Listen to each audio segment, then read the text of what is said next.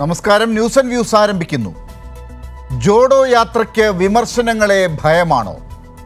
വിവാദങ്ങൾ പെരുകുമ്പോഴും ജോഡോ യാത്രയ്ക്ക് രാഷ്ട്രീയം വ്യക്തമാക്കാനാകുന്നില്ല. ഭാരത് ജോഡോ യാത്ര തുടങ്ങി ഒരാഴ്ച തികയാറാകുമ്പോൾ രാഹുൽ ഗാന്ധി നേരിടുന്ന വലിയ ചോദ്യം ഇതാണ്. BJPക്കെതിരെ കോൺഗ്രസ് ഉയർത്തുന്ന രാഷ്ട്രീയ ചോദ്യം എന്താണ്? കോൺഗ്രസിൻ്റെ അധ്യക്ഷനു വേണ്ടിയുള്ള തെരഞ്ഞെടുപ്പ് നടക്കുമ്പോൾ രാഹുൽ ഗാന്ധി ജോഡോ യാത്രയിലാകും. രാഹുൽ ഗാന്ധി പാർട്ടിയുമായി റോഡിൽ നിൽക്കുമ്പോൾ പുതിയ അധ്യക്ഷൻ എന്തു ചെയ്യാനാണ്? ജോഡോ യാത്രയെ കൊണ്ട് രാജ്യമോ പാർട്ടിയോ ഒന്നിക്കുമോ? രാഹുൽ ഗാന്ധി പറയുന്ന രാഷ്ട്രീയമെന്ത്? ഈ വിഷയം പരിശോധിക്കുമ്പോൾ ഇന്ന് ന്യൂസ് ആൻഡ് വ്യൂസിൽ അതിഥികളായി ഉള്ളത് CPIM-നെ പ്രതിനിധീകരിച്ച് DYFIയുടെ കേന്ദ്ര കമ്മിറ്റി അംഗം M. ഷാജർ, കോൺഗ്രസ് നേതാവ് മുൻ MLA AA ഷുക്കൂർ, BJP വക്താവ് അഡ്വക്കേറ്റ് BG വിഷ്ണു എന്നിവർ.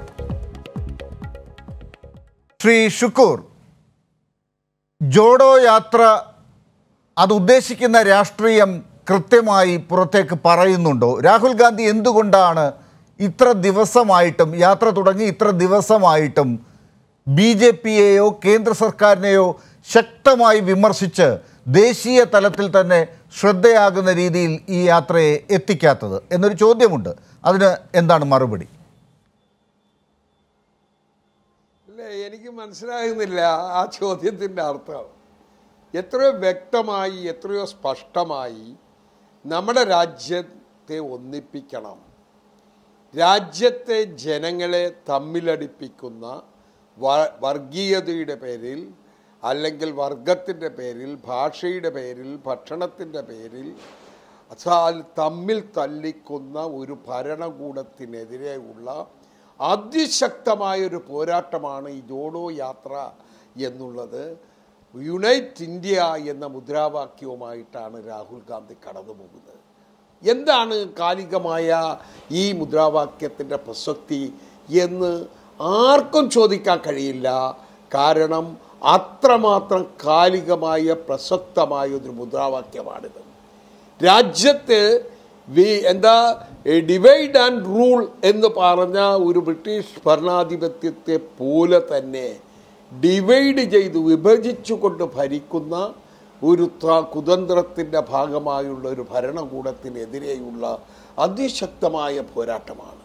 ജാതിയുടെ പേരിൽ, മതത്തിൻ്റെ പേരിൽ, വേഷത്തിൻ്റെ പേരിൽ, ഭാഷയുടെ പേരിൽ, ഭക്ഷണത്തിൻ്റെ പേരിൽ ഇത്രമാത്രം ഭിന്നിപ്പും ജനങ്ങൾ തമ്മിലുള്ള ജനമനസ്സുകൾ തമ്മിലുള്ള അകലവും ദൈർഘ്യം കൂടിയ ഒരു ഘട്ടത്തിലാണ് ഈ യാത്ര വേണ്ടി വന്നത് എന്ന് അദ്ദേഹം പറഞ്ഞുകൊണ്ടും, ജനരോക്ഷം ആളിക്കത്തുന്ന ഈ സന്ദർഭത്തിൽ എന്തിനെതിരെ?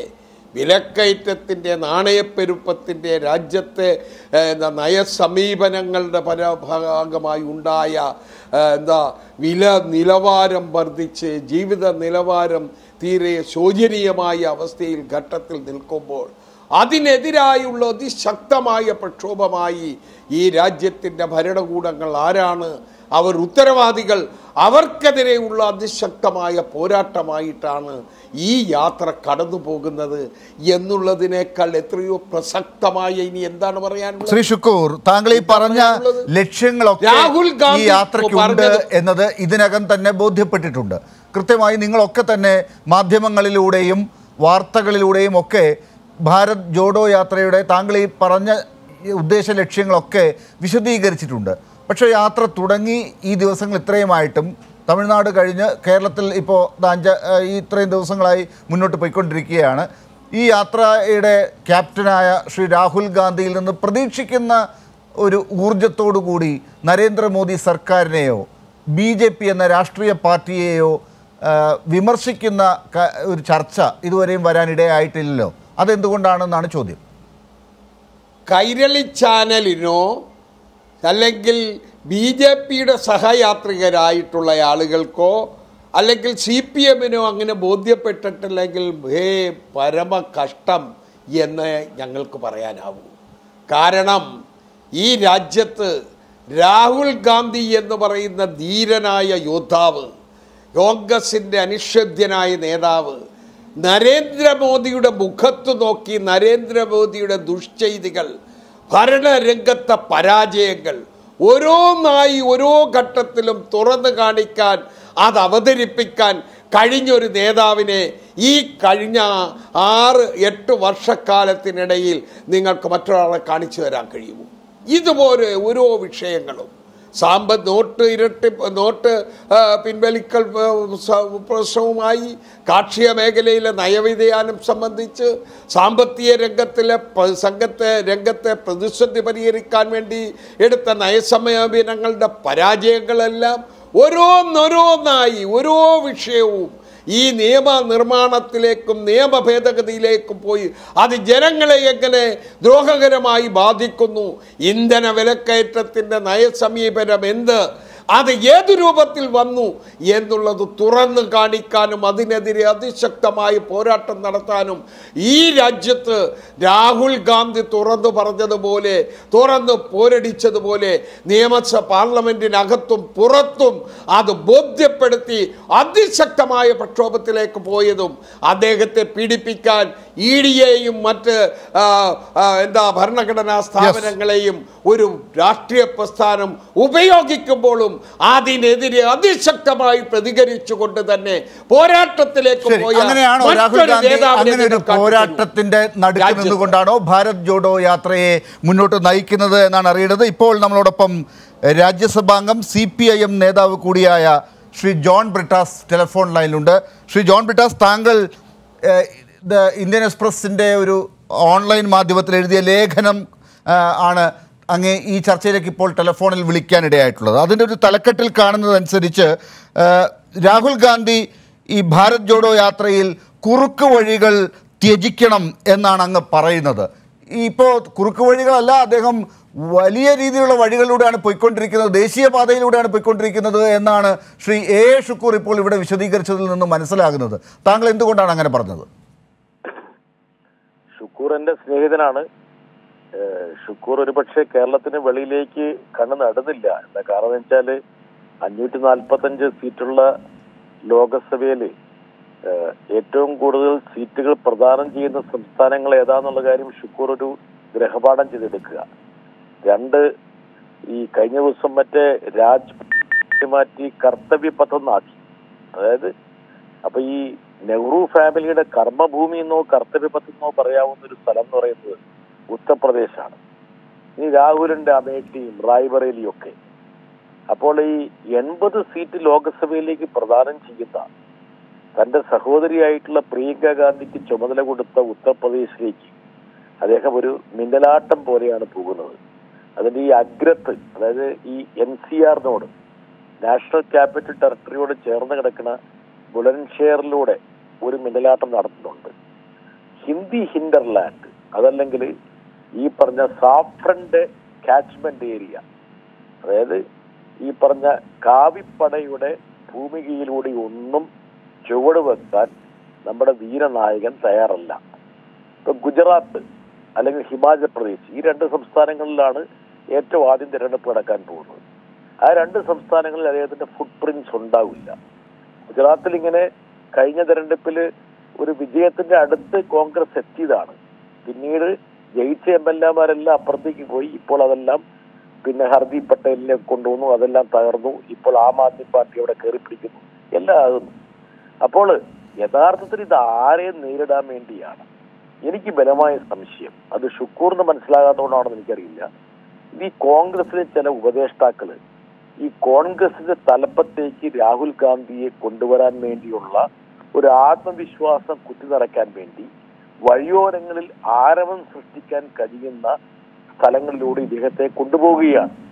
അപ്പോൾ അദ്ദേഹം വഴിയോരങ്ങളിൽ ഇങ്ങനെ വലിയ സ്വീകരണമൊക്കെ ഏറ്റി വാങ്ങി കഴിയുമ്പോൾ ആ ആരവങ്ങളിൽ മയങ്ങി ഇനി കോൺഗ്രസ് പ്രസിഡന്റ് സ്ഥാനം ഏറ്റെടുക്കുകയാണെങ്കിൽ അത് നല്ല കാര്യമല്ലേ എന്ന് ചിന്തിച്ചിട്ടാണ് അദ്ദേഹത്തിന്റെ ഈ ഒരു വഴിത്താരയിലൂടെ ഇവർ നയിച്ചുകൊണ്ടിരിക്കുന്നത്. അദ്ദേഹം പഴയ മേമ്പടികളൊക്കെ പരിശോധിക്കും. എന്താ കാരണം വെച്ചാൽ ഈ പറയുന്ന തട്ടുകടയിൽ നിന്ന് ഭക്ഷണം കഴിക്കും, പഴംപൊരി കഴിക്കും, സുഖിയം കഴിക്കും, അതൊക്കെ ഗംഭീരമാണെന്ന് പറയും. പക്ഷേങ്കിൽ അദ്ദേഹം മനസ്സിലാക്കേണ്ട കാര്യം, BJPയെ അല്ലെങ്കിൽ നരേന്ദ്രമോദിയെയാണ് ചെറുക്കേണ്ടതെങ്കിൽ അത് അവരുടെ ഭൂമിയിലേക്ക് ഇറങ്ങിത്തിരിച്ച് ആ ഗോതയിൽ പോയി ഏറ്റുമുട്ടാനുള്ള ആർജവം കാണിക്കണം. ഈ റൂട്ട് ഇപ്പോഴും അദ്ദേഹം അംഗീകരിച്ചിരിക്കുന്ന റൂട്ട് എന്ന് പറയുന്നത് ഒരു പൊളിറ്റിക്കൽ വിൽഡർനെസ്സിലേക്ക്, ഒരു രാഷ്ട്രീയ വനവാസത്തിലേക്ക് പോകാൻ വേണ്ടിയിട്ടുള്ള ഒരു റൂട്ടാണ്. അത് രാഷ്ട്രീയത്തിലേക്ക് തിരിച്ചു വരാൻ വേണ്ടിയിട്ടുള്ള റൂട്ടല്ല.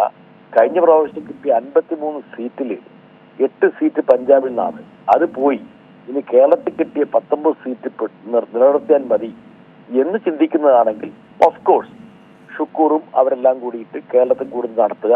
പറ്റുമെങ്കിൽ അങ്ങോട്ടും ഇങ്ങോട്ടും ഇനി അവിടെ വരെ നിലമ്പൂർ എത്തിയിട്ട് തിരിച്ചൊന്നും യാത്ര ചെയ്യിപ്പിക്കുന്നതാണ് എന്റെ വിനീതമായ അപേക്ഷ. ശ്രീ ജോൺ ബ്രിട്ടാസ്, ഒറ്റ മിനിറ്റ്. ശ്രീ ഷുക്കൂർ ഒന്ന് കൈവെക്കുന്നു. എനിക്കൊരു മറുപടി പറയാനുണ്ട്. എനിക്ക് ലാലെ ഈ ജോൺ ബ്രിട്ടാസ് പറഞ്ഞതിന് ഒരു മറുപടി പറഞ്ഞ് വ്യക്തമാക്കാനുണ്ട്. അതിനുള്ള സമയം തരണം. ഒറ്റ മിനിറ്റ്. ശ്രീ ജോൺ ബ്രിട്ടാസ്, താങ്കൾ അനുവദിക്കുമെങ്കിൽ. ഞാനിത് കാണുന്നില്ല, ഞാൻ പുറത്താണ്. അതുകൊണ്ട് പക്ഷേ ഷുക്കൂറിന്റെ ശബ്ദം ഒന്ന് വർദ്ധിപ്പിക്കുകയാണെങ്കിൽ എനിക്ക് കേൾക്കാൻ പറ്റും.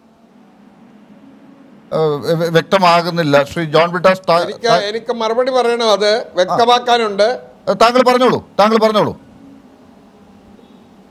അപ്പോൾ ജോൺ ബ്രിട്ടാസിന്റെ പ്രിയപ്പെട്ട സ്നേഹിതൻ, അദ്ദേഹം CPM-ന്റെ ഇപ്പോൾ രാജ്യസഭാ അംഗമാണ്.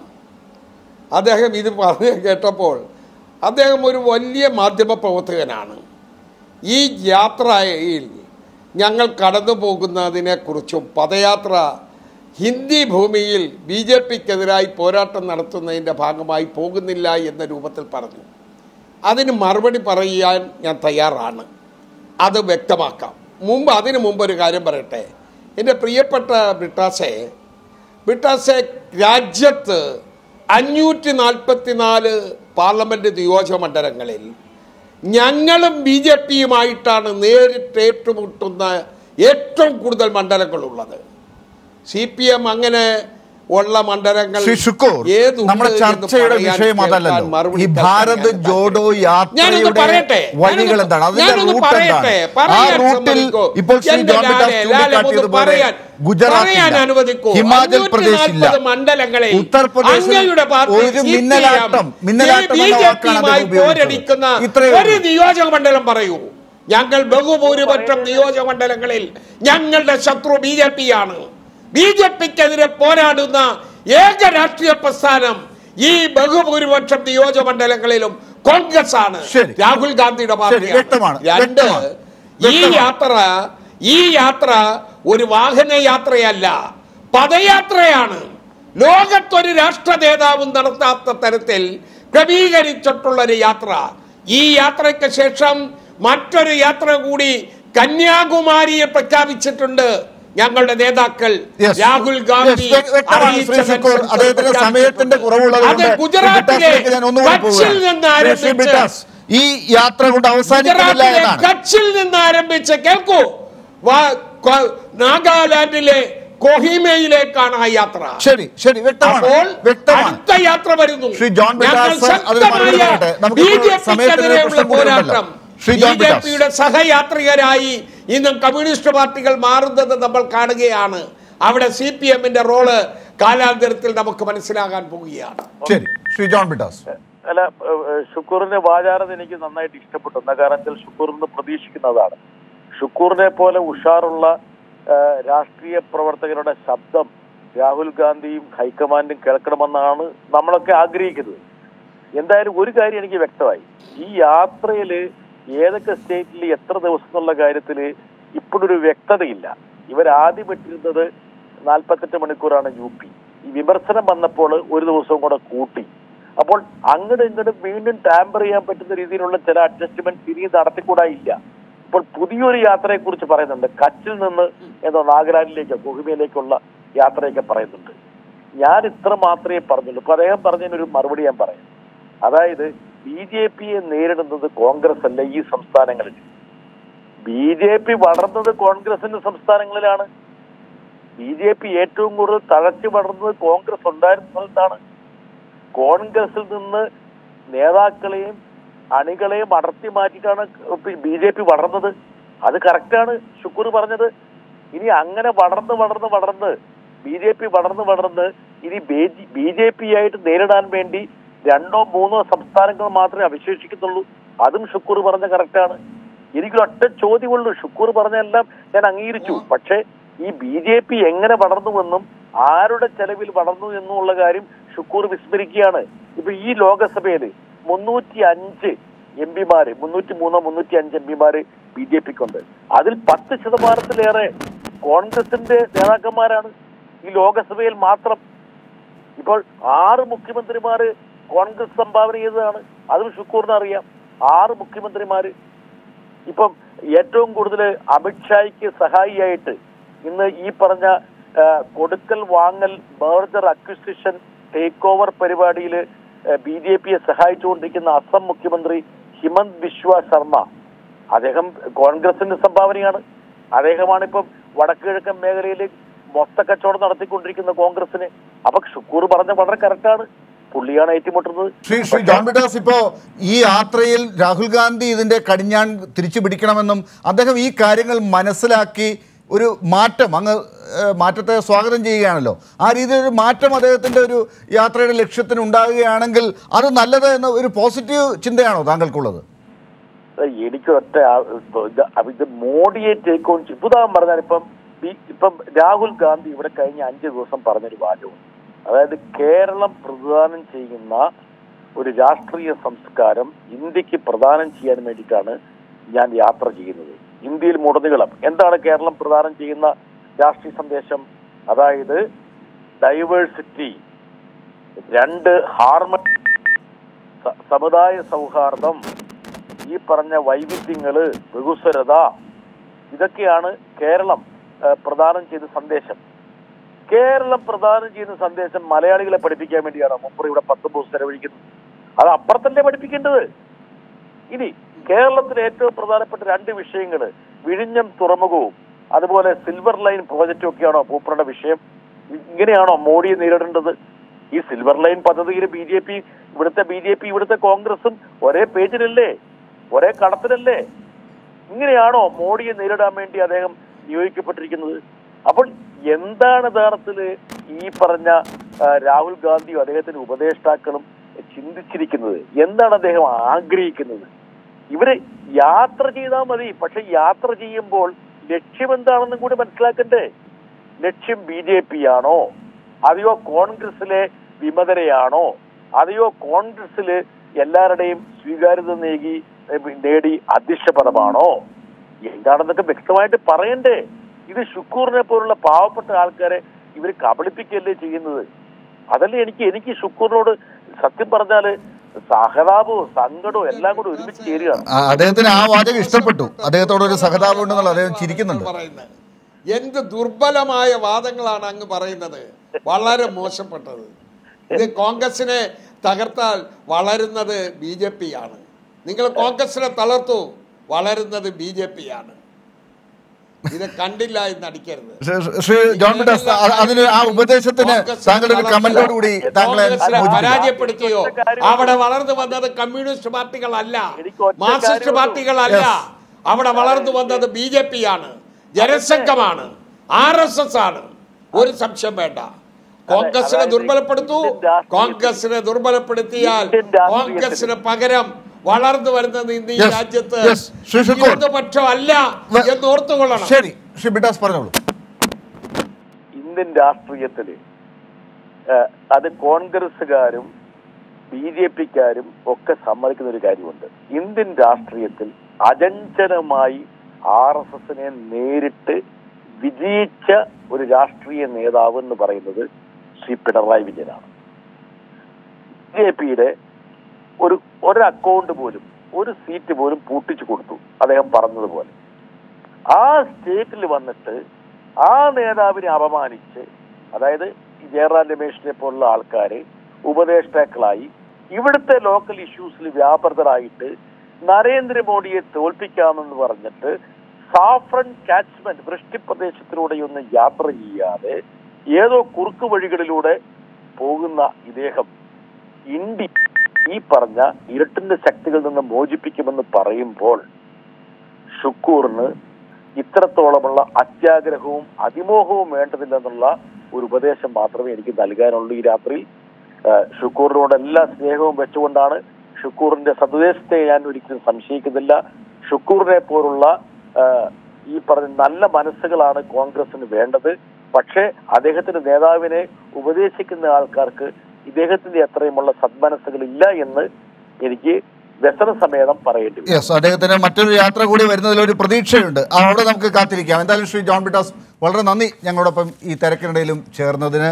ശ്രീ BG വിഷ്ണു, അപ്പോൾ ശ്രീ ഷുക്കൂർ പറഞ്ഞതുപോലെ അല്ലെങ്കിൽ ശ്രീ ബ്രിട്ടാസ് ഇപ്പോൾ സൂചിപ്പിച്ചതുപോലെ ഈ ഭാരത് ജോഡോ യാത്രയുടെ ലക്ഷ്യം BJP ആണ് എന്ന് നിങ്ങൾ കരുതുന്നുണ്ടോ? നിങ്ങൾക്ക് അങ്ങനെ ഒരു അറ്റാക്കിനെ ഫേസ് ചെയ്യുന്നൊരു മൂഡിലാണോ നിങ്ങൾ?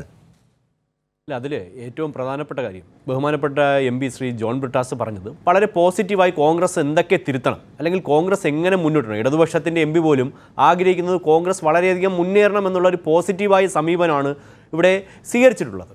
അത് ഈ രാജ്യത്ത് ഒട്ടാകെ ഇന്ന് കോൺഗ്രസും ഇടതുപക്ഷവും തമ്മിലൊരു പരസ്പര ധാരണയിലാണ്, സഖ്യത്തിലാണ് പല സംസ്ഥാനങ്ങളിലും. അത് നമുക്കെല്ലാവർക്കും അറിയാവുന്ന കാര്യമാണ്. പക്ഷേ ഇപ്പോഴും അവർ അതേ വഴിയിൽ തന്നെ പോകുന്നു. ഇപ്പോഴെന്താണ് പ്രശ്നം? കേരളത്തിലൂടെ യാത്ര കടന്നു പോകുമ്പോൾ ഇടതുപക്ഷം വളരെ അസ്വസ്ഥനാകുന്നു. അതുകൊണ്ടാണ് CPMൻ്റെ സംസ്ഥാന secretariat member Shri M Swaraj പറഞ്ഞത് ഇതൊരു കണ്ടെയ്നർ യാത്ര എന്നാണ് അദ്ദേഹം വിശേഷിപ്പിച്ചത്. കുറേ കാര്യങ്ങളല്ലേ നിങ്ങൾക്ക് ആ വിമർശനമില്ലേ? ഞാൻ പറഞ്ഞു തുടങ്ങട്ടെ. ഞാൻ പറഞ്ഞു തുടങ്ങുന്നതിന് മുമ്പ് താങ്കൾ ഇങ്ങനെ ചോദിച്ചാൽ ഞാനെങ്ങനെ പറയും? ബാക്കിയുള്ളവരെല്ലാം പറഞ്ഞപ്പോൾ താങ്കൾ ക്ഷമയോടെ കേട്ടുകൊണ്ടിരുന്നല്ലോ. അല്പം ക്ഷമ കാണിക്കൂ.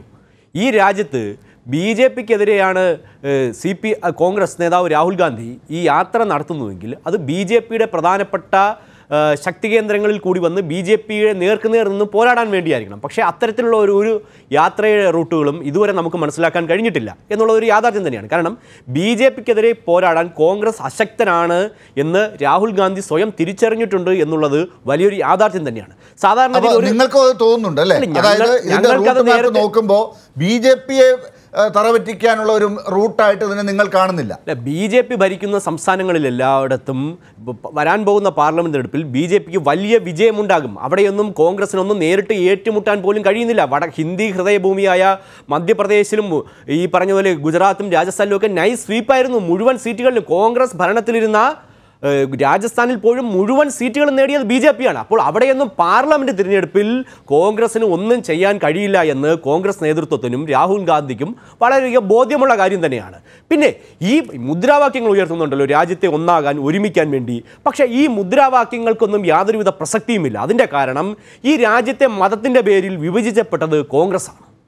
ഈ രാജ്യത്ത് സിഖുകാരെ വർഗീയമായി കൂട്ടക്കൊല നടത്തിയത് കോൺഗ്രസ്സാണ്. അപ്പോൾ അവർ എല്ലാ കാലഘട്ടങ്ങളിലും അവർക്ക് ആവശ്യത്തിനനുസരിച്ച് ഇവിടുത്തെ മതവിഭാഗങ്ങളെയും ന്യൂനപക്ഷങ്ങളെയും ഒക്കെ അവരുടെ ആവശ്യങ്ങൾക്ക് ഉപയോഗിക്കുകയും വർഗീയ കലാപങ്ങൾക്ക് കോൺഗ്രസ് മുന്നിൽ നിന്നും പിന്നിൽ നിന്നുമെല്ലാം നടത്തിയിട്ടുണ്ട്. കേരളത്തിൽ അവരുടെ ഏറ്റവും വലിയ കക്ഷിയാണ് മുസ്ലിം ലീഗ്. മുസ്ലിം ലീഗിൻ്റെ നേതാക്കന്മാരൊക്കെ എന്തേ യാത്രയിൽ കൂട്ടുന്നില്ല? കാരണം അവർക്ക് ഭയമാണ്. കേരളത്തിൽ കഴിഞ്ഞ പാർലമെന്റ് തെരഞ്ഞെടുപ്പിൽ മുസ്ലിം ലീഗിനെ മുന്നിൽ നിർത്തിയപ്പോൾ രാഹുൽ ഗാന്ധി ഉത്തർപ്രദേശിൽ പരാജയപ്പെട്ടു പോയി. ആ യാഥാർത്ഥ്യം തിരിച്ചറിഞ്ഞുകൊണ്ടാണ് ഇത്തവണ കോൺഗ്രസിൻ്റെ യാത്രയാണെങ്കിൽ പോലും കേരളത്തിലെ പ്രധാനപ്പെട്ട ഒരു കക്ഷിയുടെ നേതാവിനെ ഞങ്ങളിതുവരെ യാത്രയുടെ ഒരു ഭാഗത്തും കണ്ടിട്ടില്ല. നിങ്ങൾ അത് നോക്കുന്നുണ്ടായിരുന്നു? അല്ല, ഞങ്ങൾ നോക്കുന്നുണ്ട്. അവരുടെ കൊടി ഏതെങ്കിലും ഭാഗത്ത് പൊങ്ങിയിട്ടുണ്ടോ നിങ്ങൾ ശരിക്കും നോക്കുന്നുണ്ട്? ഒരു യാത്ര പോകുമ്പോൾ അതിൽ ആരൊക്കെ പങ്കെടുക്കുന്നു എന്നുള്ളത് രാഷ്ട്രീയ നിരീക്ഷകർ എല്ലാവരും ശ്രദ്ധിക്കുന്നതാണ്. കാരണം കേരളത്തിലെ ഒരുപാട് കാര്യങ്ങൾ നോക്കാനുണ്ടെന്നാണ് ശ്രീ ഷുക്കൂർ പറഞ്ഞത്. പറയാൻ അനുവദിക്കണം. കോൺഗ്രസിന്റെ പ്രധാനപ്പെട്ട കക്ഷി കേരളത്തിൽ ലീഗാണ്. ലീഗില്ലാതെ കേരളത്തിൽ കോൺഗ്രസിന് ഒരു ഇഞ്ച് പോലും മുന്നോട്ട് പോകാൻ കഴിയില്ല എന്നുള്ളത് എല്ലാവർക്കും അറിയാവുന്ന ഒരു യാഥാർത്ഥ്യം തന്നെയാണ്. അപ്പോൾ സ്വാഭാവികമായും കോൺഗ്രസിൻ്റെ യാത്രയാണെങ്കിലും എവിടെയെങ്കിലും ആ ഘടകകക്ഷികളൊക്കെ അതിൻ്റെ പ്രധാനപ്പെട്ട പരിപാടിയിലെങ്കിലും ഉണ്ടാവേണ്ടത് സ്വാഭാവികമാണ്. അപ്പോൾ പക്ഷേ അവരിപ്പോൾ ഘടകകക്ഷികളെ ലീഗിനെ അടക്കം മാറ്റി നിർത്തി എന്നാണ് ഞങ്ങൾക്ക് ഇതുവരെ മനസ്സിലാക്കാൻ കഴിഞ്ഞിട്ടുള്ളത്. പിന്നെ പ്രധാനപ്പെട്ട കാര്യം, ലീഗ് അടക്കമുള്ള കക്ഷികളാണ് ഇവിടുത്തെ ഏറ്റവും വലിയ വർഗീയ കക്ഷികൾ. അവർക്കെതിരെയായിരിക്കണം കോൺഗ്രസ് മതേതരത്വത്തിൽ ആത്മാർത്ഥതയുണ്ടെങ്കിൽ നിലപാട് സ്വീകരിക്കണം. അല്ലാതെ BJP അല്ല. ഈ രാജ്യം വിഭജിച്ചത് BJP അല്ല, കോൺഗ്രസ്സുകാരാണ്. അപ്പോൾ അത്തരത്തിൽ രാജ്യത്തെ ഒന്നാകാൻ വേണ്ടിയാണെങ്കിൽ ഈ വിഭജനത്തിനെ അടക്കം തള്ളിപ്പറയാൻ കോൺഗ്രസ് നേതാവ് രാഹുൽ ഗാന്ധി ആദ്യം തയ്യാറാകേണ്ടതുണ്ട്. പിന്നെ ഈ രാജ്യമെമ്പാടും രാഹുൽ ഗാന്ധിക്ക് ഈ യാത്രയിലൂടെ 150 ദിവസം സഞ്ചരിച്ച് ചായയും പരിപ്പോടെയും കഴിക്കാമെന്നല്ലാതെ യാതൊരു മാറ്റവും വരുത്താൻ രാഹുൽ ഗാന്ധിക്കോ കോൺഗ്രസിനോ കഴിയില്ല. അവരുടെ സംഘടനാ സംവിധാനം മുഴുവൻ പൂർണ്ണമായി തകർന്ന് തരിപ്പണമായത് അവരുടെ അണികൾക്ക് ഒരു ആവേശം നൽകാൻ മാത്രമേ ഈ ജോഡോ യാത്ര കൊണ്ട് കഴിയുകയുള്ളൂ എന്നുള്ളത് സ്പഷ്ടമാണ്. ശരി, ശ്രീ M ഷാജർ, ഇപ്പോൾ ശ്രീ BG വിഷ്ണു ഒക്കെ പരിഹസിക്കുന്നത് പോലെയുള്ള ഒരു സാഹചര്യം കേരളത്തിൽ ഇടതുപക്ഷത്തിന് ഈ യാത്രയോടുണ്ടോ എന്നുള്ളതാണ്. ഇപ്പോൾ നിങ്ങൾ പോലും ആഗ്രഹിക്കുന്നു, ഇപ്പോൾ ശ്രീ ജോൺ ബ്രിട്ടാസ് നേരത്തെ പറഞ്ഞ അദ്ദേഹത്തിൻ്റെ ലേഖനത്തിൽ പോലും രാഹുൽ ഗാന്ധിയെ ഉപദേശിക്കുകയാണ്, ഇത് ചില കാര്യങ്ങൾ ഉപേക്ഷിച്ചുകൊണ്ട് ഇതിനകത്ത് ഒഴിവാക്കേണ്ട ചില കാര്യങ്ങൾ ഒഴിവാക്കിക്കൊണ്ട് ഈ യാത്രയിൽ കുറുക്ക് വഴികൾ തേടാതെ കൃത്യമായ രാഷ്ട്രീയം പറഞ്ഞുകൊണ്ട് വരാനാണ് രാഹുൽ ഗാന്ധിയോട് പറയുന്നത്. അത്തരത്തിൽ ഒരു ശക്തമായ BJP വിരുദ്ധ യാത്രയായി ഇത് മാറാൻ ആഗ്രഹിക്കുന്നുണ്ട് CPM എന്നാണ് ശ്രീ BG വിഷ്ണുവൊക്കെ വിമർശിക്കുന്നതും. എന്താണ് യഥാർത്ഥത്തിൽ ശ്രീ ഷുക്കൂറിനെ പോലുള്ളവർക്ക് നിങ്ങൾക്ക് കൊടുക്കാനുള്ള മറുപടി? നിങ്ങളൊരു തെറ്റായ അർത്ഥത്തിൽ ഒരു ദുഷ്ടലാക്കോട് കൂടിയാണോ ഈ യാത്രയെ നോക്കിക്കാണുന്നത്, വിമർശിക്കാൻ ശ്രമിക്കുമ്പോൾ പോലും? ഏതൊരു രാഷ്ട്രീയ വിദ്യാർത്ഥിക്കും ബോധ്യപ്പെടും എന്താണ് രാജ്യത്ത് CPM-ൻ്റെ നിലപാട് എന്നുള്ളത്. അത് കേവലം കഴിഞ്ഞ 1-2 വർഷക്കാലത്തിനിടയിൽ രൂപപ്പെട്ട നിലപാടല്ല. 2004 BJP-യെ മാറ്റി നിർത്താൻ വേണ്ടിയിട്ട് മന്ത്രിസഭയ്ക്കകത്ത് പോലും അംഗമല്ലാതെ അന്ന് വേണമെങ്കിൽ പ്രധാനമന്ത്രി പദവി പോലും കോൺഗ്രസ് വെച്ച് നീട്ടിയിരുന്നു. ഇന്ത്യ മഹാരാജ്യത്തിൻ്റെ പ്രധാനമന്ത്രി വേണമെങ്കിൽ CPM-നാകാമായിരുന്നു. 10-14 ക്യാബിനറ്റ് മന്ത്രിമാർ അന്നാകാമായിരുന്നു. അതുപോലും മാറ്റിവെച്ചുകൊണ്ട് BJP-യെ മാറ്റി നിർത്താൻ വേണ്ടിയിട്ടുള്ള ഒരു പിന്തുണ അതായിരുന്നല്ലോ മൻമോഹൻ സിംഗിൻ്റെ സർക്കാർ. ഈ ബോധ്യത്തിൻ്റെ അടിസ്ഥാനത്തിൽ വേണം CPM-നെ കേരളത്തിൽ വിമർശിക്കാൻ. 64ഓളം വരുന്ന ഇടതുപക്ഷത്തിൻ്റെ MLA-മാരുടെ പിന്തുണ RSS-നെ താഴെയിറക്കാൻ വേണ്ടിയിട്ട് ഈ രാജ്യത്ത് കോൺഗ്രസിന് നൽകിയ, അതും ഏതെങ്കിലും ഒരു മന്ത്രി പദവി ആഗ്രഹിച്ചുകൊണ്ടായിരുന്നില്ല, ക്യാബിനറ്റിൽ നിന്നുകൊണ്ടായിരുന്നില്ല. ഈ ബോധ്യം നമുക്കുണ്ടാകണം. ഇതിൻ്റെ അടിസ്ഥാനത്തിലായിരിക്കണം CPM-നെ വിമർശിക്കാൻ എന്ന് കോൺഗ്രസിൻ്റെ നേതാക്കന്മാരോട് വളരെ വിനയത്തോടു കൂടി അഭ്യർത്ഥിക്കുകയാണ്. കോൺഗ്രസിൻ്റെ നേതാവ് രാഹുൽ ഗാന്ധിക്ക് ഏത് ജാഥ വേണമെങ്കിലും നയിക്കാം. ഈ ജോഡോ യാത്രയും ആ നിലയിൽ തന്നെയാണ് CPM-ഉം കാണുന്നത്. തമിഴ്നാട്ടിൽ നിന്നും തുടക്കം കുറിച്ച് കേരളം വഴി കാശ്മീർ വഴി എത്തിച്ചേരുന്ന 150 ദിവസമെന്ന് കോൺഗ്രസ് പറയുന്ന ഈ ഒരു ജാഥ, ആ ജാഥയെ ഏതെങ്കിലും തരത്തിൽ വിമർശിക്കേണ്ടുന്ന ആവശ്യവും CPM-നില്ല. കോൺഗ്രസ് നയിക്കുന്ന ഒരു ജാഥയെ CPM എന്തിനു വിമർശിക്കണം? പക്ഷേ ഇവിടെ ഞങ്ങളിപ്പോൾ നിലപാട് കൃത്യമായി ഈ വിഷയത്തിനകത്ത് CPM പറഞ്ഞു തന്നെയാണ്. പാർട്ടിയുടെ സംസ്ഥാന സെക്രട്ടറി സഖാവ് MV ഗോവിന്ദൻ മാസ്റ്റർ ഇന്ന് ഈ നിലപാട് വ്യക്തമാക്കിയതാണ്. പക്ഷെ നിങ്ങളൊരു കാര്യം നോക്കണം, അതിനുശേഷം ഉൾപ്പെടെ KC വേണുഗോപാൽ ഉൾപ്പെടെ നടത്തിയ ചില പ്രസ്താവനയുണ്ട്. ഈ പ്രസ്താവന ഇറക്കാൻ വേണ്ടിയിട്ടാണോ ഇത്തരമൊരു ജാഥ ഈ ഘട്ടത്തിൽ കോൺഗ്രസ് നടത്തേണ്ടത്? എന്താണ് രാജ്യത്തിൻ്റെ നിലവിലെ രാഷ്ട്രീയം? ആരാണ് രാജ്യത്തിൻ്റെ ശത്രു? കോൺഗ്രസിൻ്റെ ശത്രു ആരാണ്? കോൺഗ്രസിൻ്റെ മിത്രം ആരാണ്? ഇത് പറയേണ്ടത് ഇത്തരമൊരു ജോഡോ യാത്ര നടത്തുന്ന കോൺഗ്രസ് ആണല്ലോ.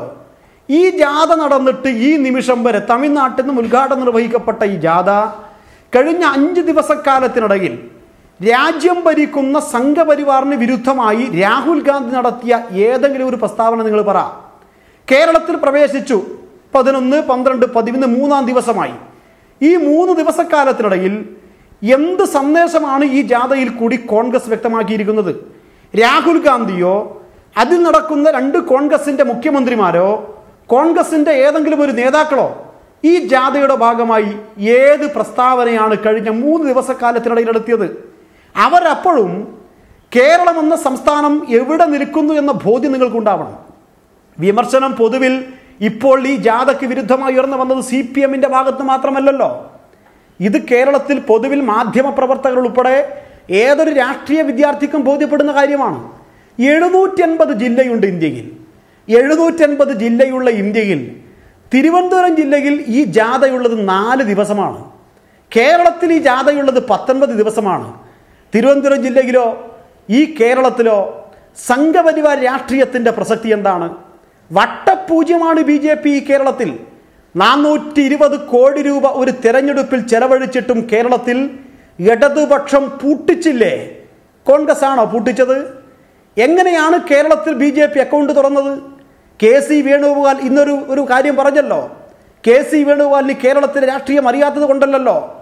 നേമത്ത് കേരളത്തിൻ്റെ രാഷ്ട്രീയ തെരഞ്ഞെടുപ്പിൻ്റെ ചരിത്രത്തിൽ LDF ആയിക്കോട്ടെ UDF ആയിക്കോട്ടെ, LDF-നും UDF-നും കെട്ടിവെച്ച കാശ് കിട്ടാത്ത ഒരു മണ്ഡലവും കേരളത്തിൽ 140-ലില്ല. എന്നാൽ 2016 നിയമസഭാ തെരഞ്ഞെടുപ്പിൽ UDF വിജയിച്ചിരുന്ന ഒരു മണ്ഡലത്തിൽ, ആ 2006 UDF വിജയിച്ച നിയമമണ്ഡലത്തിൽ കെട്ടിവെച്ച കാശ് 11,000 വോട്ടാണ് UDF വോട്ട്. 11,000 വോട്ട് മാത്രം ലഭിച്ചപ്പോൾ ഇടതുപക്ഷത്തിന്റെ സ്ഥാനാർത്ഥി വോട്ടടക്കം വർദ്ധിപ്പിച്ചു. പക്ഷേ സകല വോട്ടും 10,000, 40,000, 50,000-ഓളം UDF വോട്ട് BJP-യിലേക്ക് മറഞ്ഞു പോയപ്പോഴല്ലേ കേരളത്തിൽ BJP അക്കൗണ്ട് തുറന്നത്? ആ അക്കൗണ്ട് പൂട്ടിക്കുമെന്ന് സഖാവ് പിണറായി കഴിഞ്ഞ നിയമസഭാ തെരഞ്ഞെടുപ്പിൽ പരസ്യമായി വ്യക്തമാക്കി. ആ അക്കൗണ്ട് പൂട്ടിച്ചത് ഇടതുപക്ഷത്തിന്റെ നേതാവായിരുന്നില്ലേ? CPM-ന്റെ സാരഥിയായിരുന്നില്ലേ? കേവലം വട്ടപൂജ്യമുള്ള ഈ കേരളത്തിൽ BJP വിരുദ്ധമായിട്ടുള്ള ശ്രീ പിണറായി വിജയൻ മുഖ്യമന്ത്രിയായിരിക്കുന്ന കേരളത്തെ, ആ കേരളം മുന്നോട്ട് വയ്ക്കുന്ന നാനാത്വത്തിൽ ഏകത്വത്തിൻ്റെയും ബഹുസ്വരതയുടെയും സാമുദായിക സൗഹാർദ്ദത്തിൻ്റെയും ഒക്കെ സന്ദേശങ്ങൾ ഇവിടെ വല്ലാതെ ആഘോഷിക്കപ്പെടുന്ന ഈ മണ്ണിൽ തന്നെ കാര്യങ്ങൾ പഠിപ്പിക്കാനാണോ രാഹുൽ ഗാന്ധി അപ്പോൾ കൂടുതൽ സമയം ചെലവാക്കേണ്ടത് എന്ന ചോദ്യം ന്യായമല്ലേ? ഈ കേരളം മാത്രമേ ഉള്ളൂ 19 ദിവസം? അതിനേക്കാൾ കൂടുതൽ ദിവസം കടന്നു പോകുന്ന സംസ്ഥാനങ്ങളുണ്ട് ലാലേ.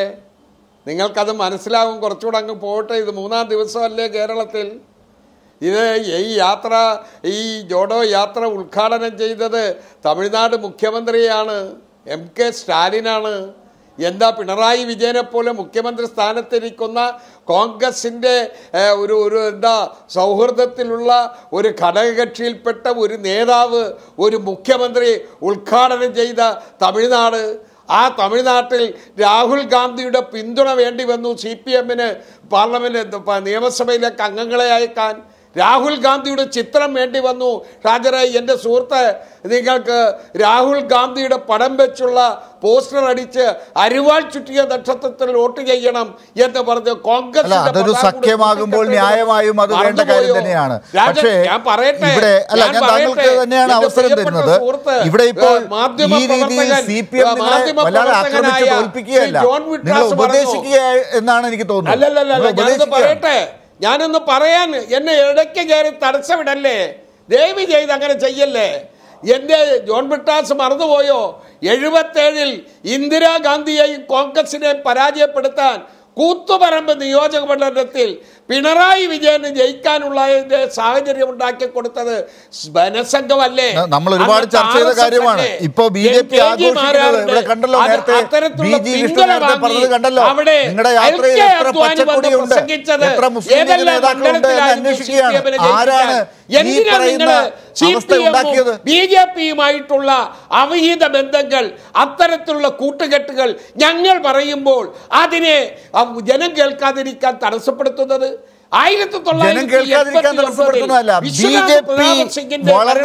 നിലനിർത്തി CPM-ന്റെ പിന്തുണയോടുകൂടി VP സിംഗ് അധികാരത്തിലിരുന്ന് കോൺഗ്രസിനെ പരാജയപ്പെടുത്താൻ ശ്രമിച്ചത് മറന്നുപോയോ?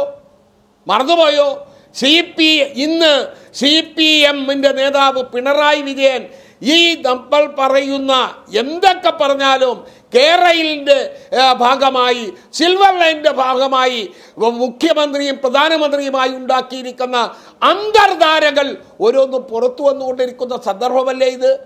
അപ്പോൾ എവിടെയാണ് എല്ലാ മൂല്യങ്ങളും കമ്മ്യൂണിസ്റ്റ് BJP-യുടെ നേതാക്കൾ പറയുന്ന അതേ മുദ്രാവാക്യമാണ് സിൽവർ ലൈനിന്റെ കാര്യത്തിൽ നിങ്ങൾ ഇപ്പോൾ പറയുന്നത്. രാഹുൽ ഗാന്ധി BJP-യെ തറപറ്റിക്കാൻ വേണ്ടി കന്യാകുമാരിയിൽ നിന്ന് കാശ്മീരിലേക്ക് യാത്ര ചെയ്യുമ്പോൾ ആ രാഹുൽ ഗാന്ധിയുടെ BJP-യുടെ മുദ്രാവാക്യമാണ് കേരളത്തിലെ മുഖ്യമന്ത്രിയുടെ മുഖത്ത് ചോദിക്കാൻ ശ്രമിക്കുന്നത്. സിൽവർ ലൈനിന്റെ കാര്യത്തിലും വിഴിഞ്ഞം പദ്ധതിയുടെ കാര്യത്തിലും അത് പറയണ്ടേ? കോർപ്പറേറ്റ് മുതലാളിമാരെ സംരക്ഷിക്കുന്ന പാർട്ടിയാണ് കമ്മ്യൂണിസ്റ്റ് പാർട്ടി ഇപ്പോഴത്തത്, പിണറായിയുടെ പാർട്ടി എന്ന് പറയണ്ടേ? ഞങ്ങൾക്ക് പറഞ്ഞേ തീരൂ. അതുകൊണ്ട് ഞങ്ങൾ പറഞ്ഞുകൊണ്ടിരിക്കും, തുടർന്നുകൊണ്ടിരിക്കും. ഞങ്ങൾ BJP-ക്കെതിരെ അതിശക്തമായി പോരടിക്കുന്ന ഒരു പദയാത്ര തന്നെയാണ്. ശ്രീ ശുക്കൂർ, താങ്കൾ അത് ഇടയ്ക്കിടയ്ക്ക് പുട്ടിന് പീരയിടുന്നത് പോലെ പറയുന്നുണ്ട് BJP-ക്കെതിരെ ശക്തമായിട്ടുള്ള ഒരു പദയാത്രയാണെന്ന്. പക്ഷെ അപ്പോഴും ചോദ്യം വളരെ പ്രധാനമാണ്. നേരത്തെ ശ്രീ ജോൺ ബ്രിട്ടാസ് ഉൾപ്പെടെ ചോദിച്ചാൽ, ശ്രീ ഷാജർ ഉൾപ്പെടെ ചോദിക്കാൻ ശ്രമിച്ച ആ ചോദ്യമുണ്ടല്ലോ, അത് വളരെ കൃത്യമാണ്. എന്തുകൊണ്ടാണ് കേരളത്തിലെ പ്രധാനപ്പെട്ട വികസന വിഷയങ്ങളായ സിൽവർ ലൈൻ്റെയും വിഴിഞ്ഞം പദ്ധതിയുടെയും കാര്യത്തിൽ നിങ്ങൾ BJP-ക്കൊപ്പം രാഹുൽ ഗാന്ധിയെ കൊണ്ടുപോലും നിങ്ങൾ അങ്ങനെ പറയിക്കുന്നത് എന്തുകൊണ്ടാണ്?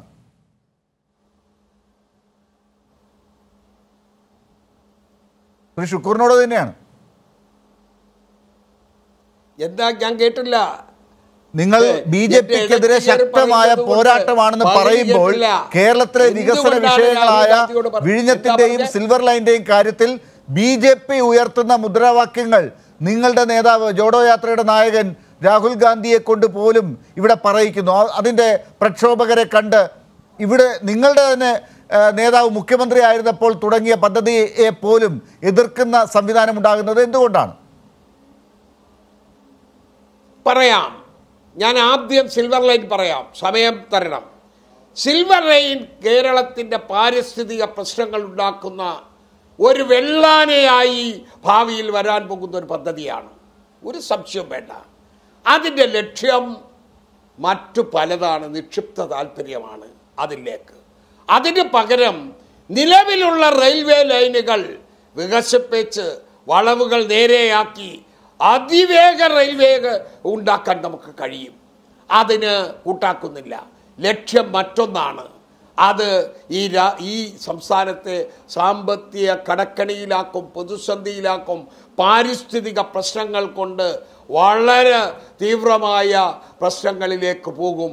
അത് ഈ നാടിനെ നശിപ്പിക്കും. ഒന്ന്, അതുകൊണ്ട് ഞങ്ങൾ അതിനെ എതിർക്കുന്നു. രണ്ട് വിഴിഞ്ഞമാണ്. വിഴിഞ്ഞം പദ്ധതി നടപ്പിലാക്കുമ്പോൾ തന്നെ മത്സ്യത്തൊഴിലാളി UDF നടപ്പിലാക്കുമ്പോൾ തന്നെ മത്സ്യത്തൊഴിലാളി സമൂഹത്തിന് ആശങ്കയുണ്ടായിരുന്നു. ആ ആശങ്കകൾ ഇല്ലാതാക്കാൻ ചില കരുതൽ നടപടികൾ ഞങ്ങൾ സ്വീകരിച്ചിരുന്നു. അതാണ് മുഖ്യമന്ത്രിയായിരുന്ന ഉമ്മൻചാണ്ടി അന്ന് പ്രഖ്യാപിച്ച ഒരു പാക്കേജ്. 475 കോടി രൂപയുടെ നഷ്ടപരിഹാരം, പുനരധിവാസം, തൊഴിൽ സാധ്യത, തൊഴിൽ നഷ്ടപ്പെടുന്നവർക്ക് മത്സ്യത്തൊഴിലാളികൾക്ക് പുതിയ തൊഴിൽ സാധ്യത, അവരുടെ വിദ്യാഭ്യാസ രംഗത്തെ മാറ്റം, അതിനാവശ്യമായ സാമ്പത്തിക. ഇപ്പൊ ഈ സമരം നടത്തുന്നവരുടെ ആവശ്യം അതൊന്നുമല്ലല്ലോ. അക്കാര്യത്തിലൊക്കെ ഒരു ധാരണ സർക്കാരും ഉണ്ടാക്കിയിട്ടുണ്ട് അവരുമായി. പക്ഷെ പ്രശ്നം അതല്ലല്ലോ. ഈ കാര്യത്തിൽ നിങ്ങളുടെ നേതാവ് ശ്രീ ഉമ്മൻചാണ്ടി മുഖ്യമന്ത്രി ആയിരുന്നപ്പോഴാണ് ഈ പദ്ധതി തുടങ്ങുന്നത്. നിങ്ങളുടെ സർക്കാർ UPA സർക്കാർ ഭരിക്കുമ്പോഴാണ് വിഴിഞ്ഞം പദ്ധതി അപ്രൂവ് ചെയ്തത്. ഇതൊക്കെ നിങ്ങളുടെ നേതാവ് ജയറാം രമേശ് എൻവയോൺമെന്റ് മിനിസ്റ്റർ ആയിരുന്ന സമയത്താണ് ഇതിന് അനുമതി നൽകിയത്. ഇതൊക്കെ ഉള്ളപ്പോൾ ഇപ്പോൾ രാഹുൽ ഗാന്ധി ഇതിനെ എതിർക്കുന്നവർക്കൊപ്പം നിന്ന് വർത്തമാനം പറയുകയാണോ വേണ്ടത്? തൊഴിലാളികൾക്ക് വേണ്ടി, തീരവാസികൾക്ക് വേണ്ടി, തീരദേശ ജനതയ്ക്ക് വേണ്ടി ഒരു പ്രത്യേക പാക്കേജ് നടപ്പിലാക്കാൻ പ്രഖ്യാപനം നടത്തി അതിന് പണവും മാറ്റിവെച്ചു. ആ 475 കോടി രൂപയുടെ ഒരു നയ പൈസ പോലും ആ കഴിഞ്ഞ 6 വർഷത്തെ പിണറായി സർക്കാരിന്റെ ഭരണത്തിൽ നടപ്പിലാക്കാൻ കഴിഞ്ഞില്ല. ബോധപൂർവം അതിനെ ഇത് തന്നെയാണ് ബി.ജെ.പിയും പറയുന്നത്. പിണറായിക്കൊണ്ട് ആ പിണറായി അതുകൊണ്ട് ഈ കാര്യത്തിൽ തിരുത്തലുകൾ വരുത്തണം. അവർക്ക് പുനരധിവാസം കൊടുക്കണം. സിമന്റ് ഗോഡൌണുകളിൽ താമസിക്കുന്നവർക്ക് വീട് കൊടുക്കണം. ആ പദ്ധതി നരേന്ദ്രമോദിയെ കന്യാകുമാരിയിൽ നിന്ന് കാശ്മീരിലേക്ക് പോകുന്ന രാഹുൽ ഗാന്ധി പറയേണ്ടതാണോ ഇതൊക്കെ? എവിടെ രാഹുൽ ഗാന്ധി കേൾക്കേണ്ടതാണ്. അത് രാഹുൽ ഗാന്ധി കേട്ടു. പുരോഹിതർ പറഞ്ഞു, മത്സ്യത്തൊഴിലാളികൾ പറഞ്ഞു, അവരാശങ്കയോട് ജീവിക്കുന്നു. അത് കേൾക്കാൻ KPCC തയ്യാറാക്കണം എന്ന് രാഹുൽ ഗാന്ധി തുറന്നു പറഞ്ഞിരിക്കുന്നു. യാഥാർത്ഥ്യബോധത്തോടു കൂടി അങ്ങനെ പ്രതികരിക്കുന്ന ഒരു നേതാവായി രാഹുൽ ഗാന്ധി സമസ്ത ജനവിഭാഗങ്ങളിൽ അംഗീകാരം നേടുകയാണ്. ശരി, ശ്രീ ഷാജർ, വളരെ പെട്ടെന്ന് അപ്പോൾ ഈ കാര്യത്തിൽ കേരളത്തിലെ പ്രശ്നങ്ങൾ കർണാടകയിലേക്ക് പോകുമ്പോൾ അവിടുത്തെ ലോക്കൽ പ്രശ്നങ്ങൾ, ഇങ്ങനെ ഓരോ സ്ഥലത്തേക്കും പോകുമ്പോൾ അവിടെയുള്ള പ്രാദേശിക പ്രശ്നങ്ങളൊക്കെ രാഹുൽ ഗാന്ധിയോട് പലരും വന്ന് പറയുമ്പോൾ അദ്ദേഹം ചിലപ്പോൾ മറന്നു പോകും നരേന്ദ്രമോദിയെ എതിർക്കാനാണ് എൻ്റെ യാത്ര തുടങ്ങിയത് എന്ന്. അതിൽ അത്ഭുതമുണ്ടോ? നമുക്ക് കാണാം ലാലേ. ജാഥയുടെ ഉദ്ദേശമോ മുദ്രാവാക്യമോ മാത്രമല്ല അവർ മറന്നത്. ജാഥയുടെ റൂട്ട് പോലും നിലവിൽ നിശ്ചയിച്ചിട്ടില്ല എന്നുള്ളതാണ്. ഇപ്പോഴും ഷുക്കൂർ പറഞ്ഞുകൊണ്ടിരിക്കുന്നത് ഏത് സംസ്ഥാനത്ത് എത്ര ദിവസം ഏത് വഴി കടന്നു പോകുമെന്ന ജാഥ റൂട്ടിനകത്ത് പോലും നിശ്ചയമില്ല എന്നുള്ളതാണ്. ഉത്തർപ്രദേശിൽ ഒന്ന് കയറി അപ്പം തന്നെ ഇറങ്ങുന്നു എന്ന് പറയുന്ന രീതിയിൽ വന്നപ്പോൾ അതിനകത്ത് വിമർശനം വരുമ്പോൾ വീണ്ടും അല്പം മാറ്റം. നിങ്ങൾ നോക്കണം, അമേഠിയിൽ പരാജയപ്പെട്ട രാഹുൽ ഗാന്ധി അതിനുശേഷം അമേഠിയിലേക്ക് തിരിഞ്ഞു നോക്കിയിട്ടില്ല. ഉത്തർപ്രദേശിലെ 80-ൽ 79 സീറ്റും ഒന്നൊഴിച്ച് ആര് ജയിച്ചു എന്ന് ഞാൻ പറയേണ്ടതില്ലല്ലോ.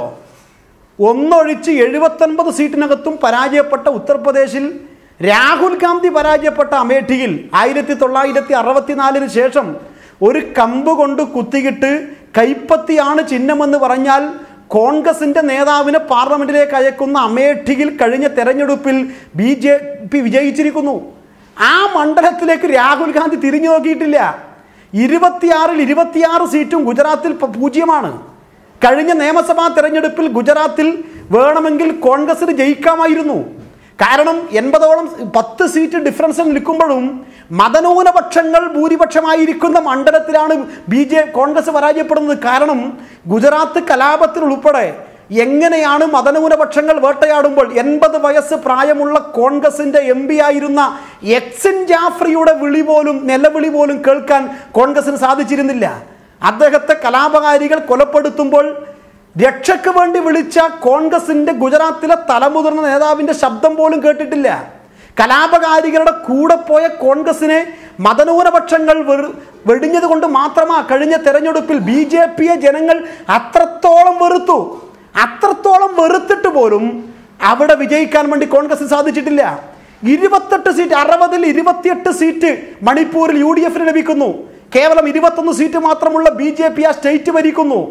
17 സീറ്റ് UDFന് ഗോവയിൽ, 11 സീറ്റ് BJPക്ക്, 17 സീറ്റുള്ള കോൺഗ്രസ് ആ സ്റ്റേറ്റ് ഭരിക്കുന്നില്ല, BJP ഭരിക്കുന്നു.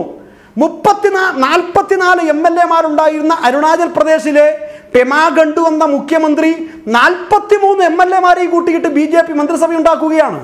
ഞാൻ ഓരോന്ന് വിശദീകരിക്കേണ്ടതില്ല. SM കൃഷ്ണ, വിജയ് ബഹുഗുണ, ജഗദാംബിക പാൽ ഉൾപ്പെടെയുള്ള 5ഓളം കോൺഗ്രസിന്റെ മുഖ്യമന്ത്രിമാർ ഇപ്പൊ ഇല്ല. എന്തിനധികം പറയുന്നു, രാഹുൽ ഗാന്ധിക്ക് വേണ്ടുന്ന സാരോപദേശം സകലതും സോണിയാഗാന്ധിക്ക് പോലും കൊടുത്ത നേതാക്കന്മാർ ഉൾപ്പെടെ ഇപ്പൊ എവിടെയാണുള്ളത്? ഞാൻ ഓരോ ടോം വടക്കന്റെ കാര്യം വിശദീകരിക്കണോ? ഈ ഒരു ഘട്ടത്തിൽ ഈ ജാഥയിൽ കോൺഗ്രസ് സ്വീകരിക്കുന്ന സമീപനം എന്താ എന്ന് ഇപ്പോഴും ഈ നാടിനെ ബോധ്യപ്പെടുന്നില്ല. മറ്റൊന്ന്, ഇവിടെ പറഞ്ഞു തമിഴ്നാട്ടിൽ എന്തോ രാഹുൽ ഗാന്ധിയുടെ ചിത്രം വെച്ചിട്ട് എന്ന്. തലമുതിർന്ന നേതാവാണ് ഇദ്ദേഹം. സാധാ ഒരു യൂത്ത് കോൺഗ്രസിന്റെ ചാനൽ ചർച്ചയിൽ മാത്രം വന്നിരുന്ന് സംസാരിക്കുന്ന നേതൃത്വം പോലെ നിങ്ങൾ സംസാരിക്കരുത്. നിങ്ങൾ വളരെ പ്രധാനപ്പെട്ട ഒരു സംസ്ഥാനത്തെ കോൺഗ്രസിന്റെ നേതാവല്ലേ? നിങ്ങൾക്ക് ബോധ്യം ഉണ്ടാകണ്ടേ തമിഴ്നാട്ടിൽ എങ്ങനെയായിരുന്നു തെരഞ്ഞെടുപ്പിൽ DMK ഉൾപ്പെടുന്ന ആ നേതൃത്വം വഹിക്കുന്ന മുന്നണിയിൽ കോൺഗ്രസും ഉണ്ട്, CPM ഉണ്ട്. അതിൽ സീതാറാം യെച്ചൂരിയുടെ ചിത്രം ഉണ്ടാക്കിയിട്ടുണ്ട്. യെച്ചൂരിയുടെ ചിത്രം ഞാൻ നിങ്ങൾ സംസാരിക്കാൻ ശബ്ദം ഉണ്ടാക്കിയിട്ടില്ലല്ലോ. നിങ്ങൾ സംസാരിക്കാൻ ശബ്ദം ഉണ്ടാക്കിയിട്ടില്ല. നമ്മൾ പഠിപ്പിക്കുന്നതായിട്ടൊന്നും കാണണ്ട. കാര്യങ്ങൾ ആര് പറഞ്ഞാലും കേൾക്കാലോ. ഞാൻ പഠിപ്പിച്ചിട്ടേ ഇല്ല. നിങ്ങളെപ്പോലെ ഒരു തലമുതിർന്ന നേതാവ് ഇങ്ങനെ സംസാരിക്കരുത്. കാരണം എന്താ അറിയോ, ഇതൊക്കെ ഈ സോഷ്യൽ മീഡിയയിൽ ടോളറക്കുന്ന അത്ര അത്യാവശ്യം രാഷ്ട്രീയ വിദ്യാഭ്യാസം ഇല്ലാത്ത ചില കോൺഗ്രസ്സുകാർ പറയുന്ന കാര്യമല്ലേ. നിങ്ങൾ ശബ്ദമുണ്ടാക്കല്ല, നിങ്ങൾ കാര്യം ബോധ്യപ്പെടും. യെച്ചൂരിയുടെ ചിത്രം വെച്ചിട്ട് കോൺഗ്രസ്സുകാർ മത്സരിച്ചിട്ടുണ്ട്. അതിനർത്ഥം DMK മുന്നണിക്കകത്ത് കോൺഗ്രസും അവിടെ CPM ഉണ്ടായിരുന്നു. കോൺഗ്രസ് നിങ്ങൾ ശബ്ദം ഉണ്ടാക്കിയിട്ട് കാര്യമില്ല. എന്നാൽ തിരിച്ചൊരു കാര്യം, ശരി ശ്രീ ഷാജർ പറഞ്ഞോളൂ. ഷാജർ താങ്കൾ പറഞ്ഞു പൂർത്തിയാക്കും. ഇന്ത്യൻ നാഷണൽ കോൺഗ്രസ് മാത്രമാണ്. നിങ്ങൾ അദ്ദേഹത്തിന്റെ മൈക്ക് ഒരു സംവാദം. ശ്രീ ഷുക്കൂർ, താങ്കൾ പറയുന്നത് ജനങ്ങൾക്ക് കേൾക്കാൻ പറ്റുന്നില്ല. പക്ഷേ അത് ഷാജറിനൊരു ബുദ്ധിമുട്ടും ശബ്ദം കേൾക്കുമ്പോ. ഒന്ന് ദയവായി താങ്കൾക്ക് അവസരം തരാലോ ശ്രീ ഷുക്കൂർ. ഷാജർ പറയട്ടെ, പറഞ്ഞു പൂർത്തിയാക്കും. ഞാൻ അവസരം അല്ലല്ല പറയേണ്ടത് പറയാം. നിങ്ങളോട് ഏറ്റവും ഒടുവിൽ നടന്ന രാജ്യസഭാ തെരഞ്ഞെടുപ്പ് ശ്രീ ഷുക്കൂർ നിങ്ങൾ കേൾക്കണം. ഏറ്റവും ഒടുവിൽ നടന്ന രാജ്യസഭാ തെരഞ്ഞെടുപ്പ് 2 സംസ്ഥാനത്തെ ഉദാഹരണങ്ങൾക്ക് ഞാൻ പറഞ്ഞു തരാം. ഒന്ന്, ഹരിയാനയിലെ തെരഞ്ഞെടുപ്പിൽ നിങ്ങളുടെ അവിടെ 2 സീറ്റിനകത്ത് മത്സരം നടന്നു. ഒരു സീറ്റിൽ BJP ജയിച്ചു, രണ്ടാമത്തെ സീറ്റിൽ കോൺഗ്രസ് ജയിക്കണമായിരുന്നു. നിങ്ങളുടെ രാജ്യത്തെ തലമുതിർന്ന നേതാവായിരുന്ന അജയ് മാക്കൻ മത്സരിച്ചു, ജയിച്ചു. രാജ്യസഭാ സീറ്റായതുകൊണ്ട് വിജയം ഉറപ്പിച്ചിട്ട് ആഹ്ലാദ പ്രകടനം നടത്തി, മധുരം വിതരണം ചെയ്ത് ട്വീറ്റ് ചെയ്തു. വോട്ടെണ്ണി കഴിഞ്ഞപ്പോൾ കോൺഗ്രസിന്റെ MLA BJPക്ക് വോട്ട് ചെയ്ത് ആര് പരാജയപ്പെട്ടു? അജയ് മാക്കൻ പരാജയപ്പെട്ടു. രാജസ്ഥാനിൽ മറ്റൊരു ഉദാഹരണം. രാജസ്ഥാന്റെ തെരഞ്ഞെടുപ്പിൽ രാജസ്ഥാന്റെ മുഖ്യമന്ത്രി കോൺഗ്രസിന്റെ 2 പേർ വിജയിക്കാൻ വേണ്ടിയിട്ട് CPIM-ന്റെ MLA-മാരുടെ പിന്തുണ ആവശ്യപ്പെട്ടു. ആ പിന്തുണയിൽ CPM MLA-മാർ രാജസ്ഥാനിൽ കോൺഗ്രസിന് വോട്ട് ചെയ്തു. ഇന്ന് രാജസ്ഥാനിലുള്ള കോൺഗ്രസിന്റെ BJP ജയിക്കാതിരിക്കാൻ രാജസ്ഥാനിൽ തെരഞ്ഞെടുക്കപ്പെട്ട കോൺഗ്രസിന്റെ രാജ്യസഭാ MP-മാരിൽ CPM-ന്റെ വോട്ടുണ്ട്. നിങ്ങൾ മനസ്സിലാക്കേണ്ടത് രാജ്യത്ത് CPM സ്വീകരിക്കുന്ന സമീപനം എന്തെന്ന് ബോധ്യമുണ്ടാകണം. എവിടെയാണ് CPM എന്ന് ചോദിക്കുമ്പോൾ CPIM രാജ്യത്തില്ലാത്ത സംസ്ഥാനം ഏത്? അത് നിങ്ങൾ പറ. CPIM നിങ്ങൾ 2 സംസ്ഥാനത്തെ മുഖ്യമന്ത്രിയുള്ളൂ. കോൺഗ്രസ് 2 സംസ്ഥാനത്തെ കോൺഗ്രസ് ഭരിക്കുന്നുള്ളൂ. എനിക്കൊരു പോകുന്നതിന് മുമ്പ് ശ്രീ വിഷ്ണുവിലേക്ക് ഒന്ന് വരികയാണ്. ശ്രീ വിഷ്ണു, ഈ പറഞ്ഞ കാര്യങ്ങളൊക്കെ വെച്ച് നോക്കുമ്പോഴും BJP പല സംസ്ഥാനങ്ങളിലും ലോക്സഭാ തെരഞ്ഞെടുപ്പിൽ വലിയ സീറ്റ് നേട്ടമൊക്കെ ഉണ്ടാക്കിയിട്ടുണ്ട്. പക്ഷെ പല സംസ്ഥാനങ്ങളിലും വിജയിച്ചത് കോൺഗ്രസ് അല്ലെങ്കിൽ മറ്റ് പ്രതിപക്ഷ കക്ഷികളാണ്, BJP അല്ല. ഇതിൻ്റെ ഒരു വലിയ രീതിയിലുള്ള ആഹ്ലാദവും ഒരു അഹങ്കാരവും ഒന്നും നിങ്ങൾക്ക് വേണ്ട എന്നുള്ളതാണ് മറ്റുള്ളവരൊക്കെ പറയാൻ ശ്രമിക്കുന്നത്. നിങ്ങൾക്ക് പൈസ കൊടുത്ത് പല ഭരണവും കിട്ടാൻ അട്ടിമറിയിലൂടെയൊക്കെ നേടിയെടുക്കാൻ സാധിച്ചിട്ടുണ്ട് എന്നുള്ളതല്ലാതെ ഇതൊരു സ്ഥായിയായ ജനപിന്തുണയായി കാണേണ്ടതില്ല എന്നുകൂടിയാണ്. കോൺഗ്രസിൻ്റെ ജോഡോ യാത്രയ്ക്ക് എന്തൊക്കെ കുഴപ്പങ്ങളുണ്ടെങ്കിലും നിങ്ങൾക്ക് ആശ്വാസം വരേണ്ടതുണ്ടോ? അല്ല, ഞങ്ങൾ ഒരു തിരഞ്ഞെടുപ്പ് വിജയത്തിലും അഹങ്കരിക്കുന്നവരല്ല. ഓരോ തിരഞ്ഞെടുപ്പ് കഴിയുമ്പോഴും ജനക്ഷേമം ഉറപ്പുവരുത്തി അടുത്ത തിരഞ്ഞെടുപ്പ് വിജയിക്കാൻ വേണ്ട കാര്യങ്ങൾ അടുക്കും ചിട്ടയായി നടത്തുന്ന ഒരു രാഷ്ട്രീയ പാർട്ടിയാണ് ഭാരതീയ ജനതാ പാർട്ടി. അതുകൊണ്ടാണ് ഏതെങ്കിലും ഒരു തിരഞ്ഞെടുപ്പിൽ പരാജയപ്പെട്ടാൽ പോലും അത് കഴിഞ്ഞു വരുന്ന തൊട്ടടുത്ത തിരഞ്ഞെടുപ്പിൽ ഞങ്ങൾക്ക് വലിയ വിജയം രാജ്യമെമ്പാടും ഉണ്ടാകുന്നു എന്നുള്ള കാര്യത്തിൽ തർക്കമൊന്നുമില്ല. പിന്നെ ഇവിടെ പറഞ്ഞല്ലോ, CPM-ഉം കോൺഗ്രസും കേരളത്തിൽ ചില കടിപിടി കൂടുകയാണ്. കാരണം ഈ രാജ്യത്ത് കോൺഗ്രസിന് കിട്ടാവുന്ന പരമാവധി സീറ്റുകൾ ലഭ്യമാകുന്നത് കേരളത്തിൽ നിന്നാണ്. അതുപോലെ CPM-നും രാജ്യത്ത് കിട്ടുന്ന പരമാവധി പാർലമെൻറ്റ് സീറ്റുകൾ ലഭ്യമാവുന്നത് കേരളത്തിൽ നിന്നാണ്. അപ്പോൾ 2 പേരുടെയും പൊളിറ്റിക്കൽ സ്പേസ് ഇന്ന് കേരളത്തിലേക്ക് ചുരുങ്ങിയിരിക്കുന്നു എന്നുള്ള യാഥാർത്ഥ്യമാണ്. അതിൽ ആരാണ് വിജയി എന്നതിന് പറ്റിയുള്ള അതിനുവേണ്ടിയുള്ള ഒരു തർക്കമാണ് ഇപ്പോൾ കേരളത്തിൽ കോൺഗ്രസും CPM-ഉം നടത്തിക്കൊണ്ടിരിക്കുന്നത്. MV ഗോവിന്ദ മാഷ് എന്തായാലും ഇന്ന് അതിന് തടയിട്ട് കഴിഞ്ഞിരിക്കുന്നു. അദ്ദേഹം പറഞ്ഞു, ഇനി ഞങ്ങൾ വിമർശിക്കുന്നില്ല, ഇങ്ങോട്ട് വിമർശനത്തിനും വരും വരെ അദ്ദേഹം തടയിട്ടിരിക്കുകയാണ്. അപ്പോൾ അതിൻ്റെ ഉദ്ദേശം കാര്യം ആര് വിജയിച്ചാലും പാർലമെന്റിൽ ഞങ്ങൾ ഒരുമിച്ച് തെരഞ്ഞെടുപ്പിൽ നിങ്ങളെ എതിർക്കാൻ പ്രതിപക്ഷ കക്ഷികൾക്ക് ഒരു ഐക്യ, അവർക്ക് ഐക്യമുണ്ട്, അതൊക്കെ നടത്തിക്കോട്ടെ, അത് അവരുടെ സ്വാതന്ത്ര്യം, അതിലൊന്നും ഞങ്ങൾ ഇടപെടുന്നില്ല. ഒന്ന്, കേരളത്തിൽ എത്തിയപ്പോഴാണ് ഏറ്റവും കൂടുതൽ ദിവസം നിലവിലെ അവസ്ഥയിൽ ഞാൻ മനസ്സിലാക്കിയിടത്തോളം കേരളത്തിലാണ് ഏറ്റവും കൂടുതൽ ദിവസം കോൺഗ്രസിന്റെ യാത്ര കടന്നു പോകുന്നത്. പക്ഷേ അതിൽ മാറ്റം ഉണ്ടാകാം, ചിലപ്പോൾ വേറെ മാറ്റം നിലവിൽ നമ്മൾ അറിഞ്ഞ കണക്കാണ് ഞാൻ പറഞ്ഞത്. അപ്പോൾ കേരളത്തിൽ നിന്ന് പരമാവധി സീറ്റുകൾ സ്കോർ ചെയ്യുക എന്നുള്ളതാണ് കോൺഗ്രസിന്റെ നിലപാട്. ഇപ്പോൾ കഴിഞ്ഞ ദിവസം തന്നെ കോൺഗ്രസിന്റെ ദേശീയ നേതൃത്വം RSSനെ വെല്ലുവിളിക്കുന്ന രീതിയിൽ, അല്ലെങ്കിൽ ഒരു ജനാധിപത്യ രാഷ്ട്രീയ പാർട്ടിക്ക് ഭൂഷണമല്ലാത്ത വിധത്തിലുള്ള ഒരു ട്വീറ്റ് ഉണ്ടായി. കാരണം അതിനെ ചൊല്ലി ഒരു സംഘർഷം ഉണ്ടാകാൻ കോൺഗ്രസ് ആഗ്രഹിക്കുന്നു. അതാണ് ഞാൻ പറഞ്ഞത്, ജോഡോ യാത്ര ഒരുമിപ്പിക്കാനല്ല, അതൊരു പക്ഷേ കോൺഗ്രസിന്റെ ഒരു ട്വീറ്റ്, ആ പറഞ്ഞ ഒരു ചിത്രം വെച്ചിട്ട്, ഒരു വസ്ത്രത്തിന്റെ ചിത്രം വെച്ചിട്ടുള്ള ഒരു ട്വീറ്റാണല്ലോ താങ്കൾ ഉദ്ദേശിച്ചത്. ഇത് ആരാ തുടങ്ങി വെച്ചത്? വസ്ത്രം വെച്ചും ഈ വേഷത്തിന്റെ കാര്യങ്ങളും വെച്ചിട്ടുള്ള പരിപാടികൾ തുടങ്ങി വെച്ചത് ആരാണ്? അതൊന്നും വലിയ അങ്ങനെയല്ല. ഒരു സംഘടനയുടെ സാമൂഹ്യ മാധ്യമങ്ങളിലൂടെ അപമാനിക്കുന്നത് ഈ സൈബർ. ഷുക്കൂർ, ഇപ്പോൾ ഈ ചർച്ചയിൽ നിന്ന് മനസ്സിലാക്കാൻ പറ്റുന്ന ഒരു കാര്യം താങ്കൾ വിശദീകരിച്ച് വന്നപ്പോഴും മനസ്സിലായത്, ചില വ്യത്യാസങ്ങളൊക്കെ യാത്രയിലൊക്കെ ഉണ്ടാകാം, അത് സ്വാഭാവികമാണ്. ഇപ്പോൾ ഈ യാത്ര കഴിഞ്ഞാലും പുതിയൊരു യാത്ര കൂടി ഉണ്ടാകാമെന്ന് താങ്കൾ തന്നെ സൂചിപ്പിച്ചു. ഇങ്ങനെ കുറേ കാര്യങ്ങളൊക്കെ ഇതിനകത്തുനിന്ന് പുറത്തേക്ക് വീണ്ടും വരുന്നുണ്ടല്ലോ. പക്ഷേ ഇപ്പോൾ ഈ യാത്ര കൊണ്ട് 2 പ്രധാനപ്പെട്ട കാര്യങ്ങളാണ് പലരും കാണുന്നത്. ഒന്ന്, ഈ കോൺഗ്രസിന് ഇപ്പോൾ കിട്ടിയിരിക്കുന്ന സീറ്റുകളൊക്കെ നിലനിർത്തുക, BJPയെ താഴെ ഇറക്കുക എന്നുള്ളതൊന്നുമല്ല. BJPയെ താഴെ ഇറക്കുന്നതിനേക്കാൾ ഇപ്പോൾ ഉള്ള സീറ്റുകളൊക്കെ, കേരളത്തിൽ 19 സീറ്റ് ഉണ്ടായിരുന്നു, 18ആണ് ഇപ്പോൾ ഉള്ളത്, അത് നിലനിർത്തി കൊണ്ടുപോകാനുള്ള വഴികൾ ആലോചിക്കുക. മറ്റുള്ളിടത്തും അതുപോലെ തന്നെ. മറ്റൊന്ന്, അതല്ലെങ്കിൽ രാഹുൽ ഗാന്ധി ഇങ്ങനെ പ്രൊജക്റ്റ് ചെയ്ത് നിർത്തി അധ്യക്ഷനാക്കി എടുക്കണം എങ്ങനെയെങ്കിലും. കുറേ പേർക്ക് ആ താല്പര്യമുണ്ട്. ഇതാണത്രേ. അല്ല, സീതാറാം യെച്ചൂരിയെ സംസ്ഥാന അഖിലേന്ത്യാ CPM-ൻ്റെ ജനറൽ സെക്രട്ടറി പറയട്ടെ അത് സംബന്ധിച്ച്. ഞാനെന്തിനാണ് വിശദീകരിക്കുന്നത്? അത് സീതാറാം യെച്ചൂരിയെ പോലുള്ള മുതിർന്ന CPM-ൻ്റെ അഖിലേന്ത്യാ നേതാക്കൾ പറയട്ടെ കോൺഗ്രസ് ഏത് രൂപത്തിലാണ് കാണുന്നതെന്ന്. ഇവിടെ ഷാജിറിനെ പോലുള്ളവർ വന്നിരുന്നുകൊണ്ട് പറഞ്ഞാൽ അത് അംഗീകരിക്കാൻ പറ്റുമോ? അതങ്ങനെയാണോ? എന്താണ് നിങ്ങൾ തന്നെ ഞങ്ങൾ പ്രഖ്യാപിച്ചൊരു റൂട്ട്, ഞങ്ങൾ പ്രഖ്യാപിച്ചൊരു ജാഥയുടെ ഡേറ്റ്, ഓരോ സംസ്ഥാനത്തെ സത്യസന്ധമായി ഞങ്ങൾ അവതരിപ്പിക്കപ്പെട്ടിട്ടുള്ള ഡേറ്റുകൾ, വീണ്ടും ഞങ്ങളുടെ യാത്ര തുടങ്ങുന്നതിന് മുമ്പ് തന്നെ 2ാമത് യാത്ര ആരംഭിക്കുന്നത് സംബന്ധിച്ചുള്ള ഡീറ്റെയിൽസ്, ഇതെല്ലാം പുറത്ത് ജനങ്ങളുടെ മുമ്പിൽ സമർപ്പിച്ച് കഴിഞ്ഞിട്ട് ഇപ്പോഴും ചില വ്യാഖ്യാനങ്ങൾ നടത്തി ദുർവ്യാഖ്യാനത്തോടുകൂടി ഈ യാത്രയെ ഇടിച്ചു കാണിക്കാൻ കൈരളിയും CPM-ഉം BJP-യും ഇറങ്ങിയിട്ടുണ്ട്. BJP-യുടെ B ടീമാണ് ഇപ്പോൾ കേരളത്തിലെ CPM. ഒരു സംശയം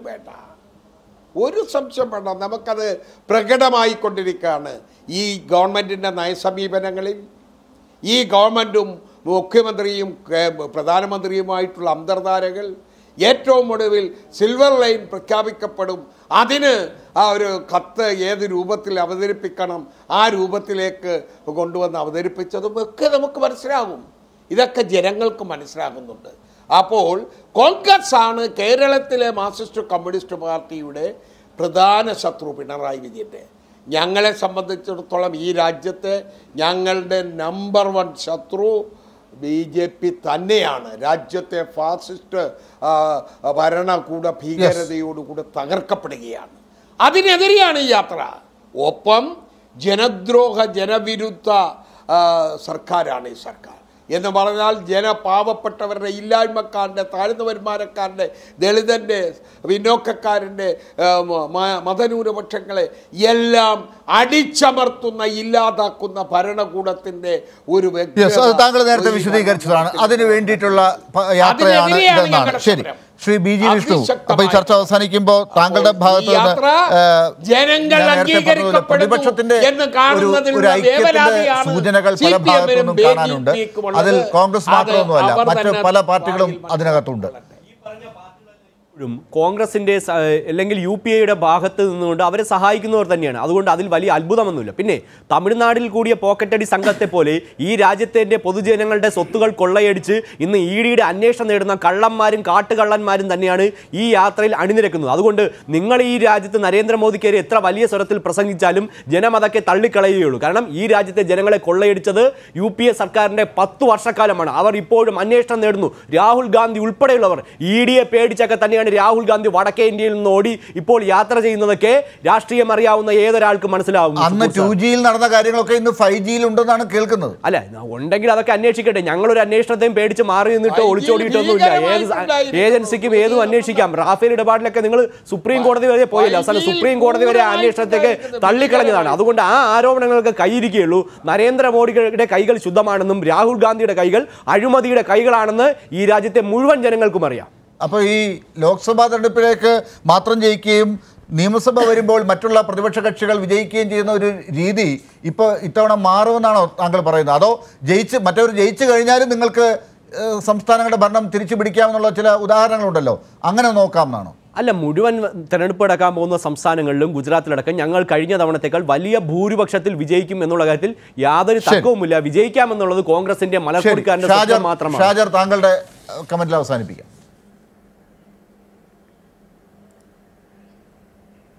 അല്ല, BJP ആണ് മുഖ്യ ശത്രു എന്ന് പറയുമ്പോഴും BJP ആണ് മുഖ്യ ശത്രു എന്ന് കോൺഗ്രസ്സിന് പറയാൻ വേണ്ടി പോലും കേരളം ആവശ്യമാണ്. ഉത്തരേന്ത്യയിൽ രാജ്യമാകെ ആവേശം കൊള്ളിച്ച കർഷക സമരം നടക്കുമ്പോൾ അവിടെ സമരത്തിൽ പങ്കെടുക്കാതെ വയനാട്ടിൽ വന്നിട്ട് ട്രാക്ടർ റാലി നടത്തിയ നേതാവാണ് രാഹുൽ ഗാന്ധി. ഇതിനകത്ത് ഉദ്ദേശം ഇത്രയേ ഉള്ളൂ. നിങ്ങളെല്ലാം സൂചിപ്പിച്ചതുപോലെ ഒരു കാലത്ത് വളരെ എളുപ്പത്തിൽ 2-3 ലക്ഷം വോട്ടിന് ജയിച്ച സീറ്റ് പോലും രാഹുൽ ഗാന്ധിക്ക് കേരളത്തിൽ നിലവിൽ ഭയമായിരിക്കുന്നു. രാഹുൽ ഗാന്ധിക്ക് കേരളത്തിൽ നിന്നും അടുത്ത തെരഞ്ഞെടുപ്പിൽ വീണ്ടും പാർലമെൻറ്റിലേക്ക് എത്തണം. പ്രിയങ്ക ഗാന്ധിയെയും പറ്റുമെങ്കിൽ മത്സരിപ്പിക്കണം. KC വേണുഗോപാലിനെ പോലെ രാഹുൽ ഗാന്ധി ആശ്രയിച്ച് ജീവിക്കുന്ന ചിലർക്ക്, മരവാഴയെപ്പോലെ ഒരിനെ ആശ്രയിച്ച് ജീവിക്കുന്ന ഒരു സ്വഭാവത്തിൽ ആ നിലയിലേക്കുള്ള ചിലർക്ക് കേരളത്തിൽ സീറ്റ് ഒപ്പിക്കണം. ഇതിനെല്ലാം വേണ്ടിയിട്ട് കേരളത്തിൽ ഒരു സംസ്ഥാന അധ്യക്ഷൻ നയിക്കേണ്ടുന്ന ജാഥ രാഹുൽ ഗാന്ധി നയിക്കുന്നു എന്ന് മാത്രമേ ഉള്ളൂ. കേരളത്തിൽ വന്നിട്ട് ഈ നിമിഷം വരെ BJP വിരുദ്ധമായ, കേന്ദ്ര സർക്കാർ വിരുദ്ധമായ ഒരക്ഷരം രാഹുൽ ഗാന്ധി ശബ്ദിച്ചിട്ടില്ല. നിങ്ങൾ മനസ്സിലാക്കേണ്ടത്, ഏതൊരു ജാഥയായാലും അതിൻ്റെ തുടക്കം മുതൽ അവസാനം വരെ ഒരു മുദ്രാവാക്യം ഉണ്ടായിരിക്കണം. ആ മുദ്രാവാക്യമായിരിക്കണം ജനങ്ങളോട് അതത് സ്ഥലങ്ങളിൽ സംവദിക്കേണ്ടത്. അതിനകത്ത് പിന്നീട് കടന്നു വരുന്ന പ്രാദേശിക വിഷയങ്ങളൊക്കെ ആ ജാഥയിൽ ചെറിയൊരു ശതമാനം മാത്രം പ്രയോഗിക്കേണ്ടതാണ്. ഇവിടെ ചെയ്യുന്നത് അടിസ്ഥാനപരമായി കേന്ദ്ര സർക്കാരിന് വിരുദ്ധമായിരിക്കുന്ന ഒരു മുദ്രാവാക്യം ഒരിടത്ത് പോലും കഴിഞ്ഞ 5 ദിവസക്കാലത്തിനിടയിൽ നമ്മൾ ആരും ഒരു പ്രസ്താവന പോലും കണ്ടിട്ടില്ല. സമയത്തിന്റെ തമിഴ്നാട്ടിൽ വെറുതെ ചായ കുടിച്ച് തമാശ കളിച്ചു പോയി. കേരളത്തിൽ വന്ന് ഭാരത് ജോഡോ യാത്രയിൽ വരുന്ന ദിവസങ്ങളിലെങ്കിലും രാഹുൽ ഗാന്ധി കേരളം വിടും മുമ്പ് BJP-യെ നരേന്ദ്രമോദിയെ വിമർശിക്കുന്ന വാക്കുകൾ കേൾക്കാനാകുമോ? അതാണിപ്പോൾ എല്ലാവരും കാത്തിരിക്കുന്നത്. എന്തായാലും രാഹുൽ ഗാന്ധി റോഡിൽ തന്നെ ആയിരിക്കുമ്പോൾ, പദയാത്രയുമായി കാശ്മീരിലേക്ക് നടന്നുകൊണ്ടേയിരിക്കുമ്പോൾ തന്നെയാണ് കോൺഗ്രസിൻ്റെ അധ്യക്ഷ തെരഞ്ഞെടുപ്പ് നടക്കാൻ പോകുന്നത്. അതിൽ ആര് ജയിച്ചാലും കോൺഗ്രസിൻ്റെ പുതിയ അധ്യക്ഷനായിരിക്കും അവിടെ ഉണ്ടാകുക. പുതിയ അധ്യക്ഷൻ വരുമ്പോൾ രാഹുൽ ഗാന്ധി പാർട്ടിയെയും കൊണ്ട് റോഡിലായിരിക്കും. പുതിയ അധ്യക്ഷന് എന്താകും ജോലി? അതാണ് അടുത്ത ആലോചനകൾ എല്ലാവരുടെയും. വളരെ നന്ദി ചർച്ചയിൽ ചേർന്നതിന്. ന്യൂസ് ആൻഡ് വ്യൂസിൽ പങ്കെടുത്ത Shri M. Shajar, Shri A. Shukkur, Shri BG Vishnu, ഒപ്പം ശ്രീ ജോൺ ബ്രിട്ടാസ്, എല്ലാവർക്കും നന്ദി.